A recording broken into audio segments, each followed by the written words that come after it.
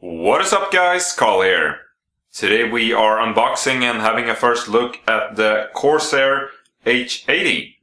This is almost top of the line of their Hydro series liquid cooling for your CPU. So this is a high performance liquid CPU cooler.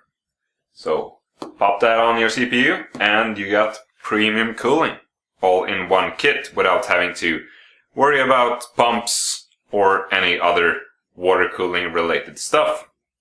So the box itself, quite large for a cooler depending on what coolers you're used to. It comes in a shrink wrap plastic that I took off to save us some time. On the side you can just see some specifications on radiator, which is a 120 millimeter radiator. So if you got a standard case, it should fit. You get two fans, and the fan speed is between 1300 and 2600, and yada yada yada. The standard fan's noise level is between 22 and 39 decibel.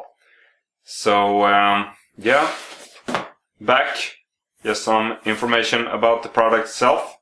Here you have the Corsair H80, which is a dual 120 rad. So you have two 120 fans beside each other. So it's double this. And you have the H80, H60, and the Intel stock cooler, which they say fail at a Core i7 920 at 3.8 gigahertz 100 load. So they say that it will perform about 68 degrees Celsius at 100% load, so let's hope it does. You do get with this product a Fem Controller on the product itself. So by pressing this little button that we'll see in a minute, you can adjust the fan speed and I assume the pump speed as well. And this series of products also have support for Corsair Link, which is Corsair's, what do you call it, a cooling and lighting hub, so to say. You get a little device that you can plug into your fans and your lighting, and you control everything from inside your computer. But that requires the Corsair Link commander itself. So inside the box you get a little card saying don't return it to the retailer, return it to Corsair themselves. You get a Corsair Solutions Guide 2010, which is quite old. But you can see the Corsair products, memory, PSU, coolers, cases, and so on. You also get a detailed instruction showing you how to install it. This is on the AMD side and also on the Intel. So here you can see, if you can see in the video, the three different modes where you have low fan speed, balanced fan speed, and high performance. So fans at full RPM to cool your overclocked CPU. The old foam thingy to cover your product. And we have the cooler itself. Just have a look at the fans first. You get two of them with a Corsair branding on them. Not sure who made them from the beginning, but two of them, as far as I know, they're pretty good, but could be a bit loud. I will be using Noctua fans on mine, so you get those anyway. You get mounting brackets for AMD and Intel, which you plop on the back side, at least the Intel ones. And you also get some screws. Pop that out of the way. Place this little thing over here. Plug a fan from its little bag.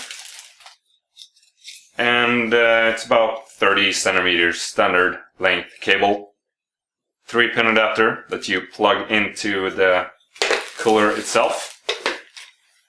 You get a bag of all the screws you might need for, of course, both AMD and Intel.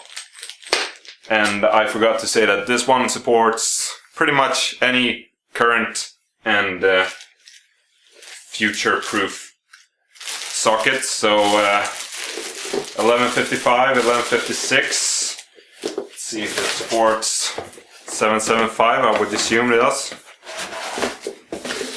775, 1155, 1156, 1366, and 2011. So the latest Intel sockets.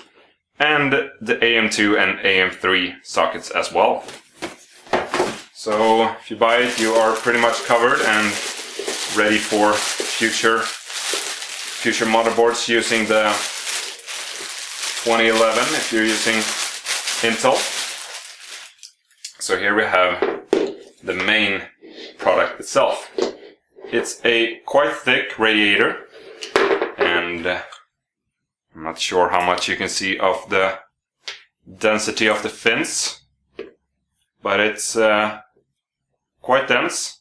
And of course, since it's so thick, you'll get a lot of cooling going in here, but that requires you, or it doesn't require, but it's recommended to use both fans in a push-pull configuration. So one fan there and one fan here, pushing and pulling air through to get a good pressure, static pressure of air inside of it. So that's it about the radiator. Not much more to say about that. You get some pretty tight water hoses with a plasticky feel on them. So it doesn't feel as premium as my previous Antec cooler. But it does the job, and that's the most important thing. And on the pump itself, pump and CPU block, you can see the little button right here, where you, of course, change the fan speeds from quite balanced to premium or performance, whatever you want to call it. On the back you get a copper backplate with pre-applied thermal paste. You get a powering Molex cable, so you plug that into your regular power supply. You also get a fan controller. Not sure if this one is the one that hooks into your Corsair Link or not, but that might be a different connector. Might be this one. So you have a connector right here. No, that's probably for the fans. So you plug the two fans into here, and they get power from this cable. And this is probably for the Corsair Link. So if you buy it, you get Corsair Link compatibility, whatever you call it. So that's it about the Corsair H80. Be sure to check out my installation guide on it. Pretty easy. As you see, there isn't much to hook into your motherboard or anything. But be sure to check it out if you need any help. And I will see you next time.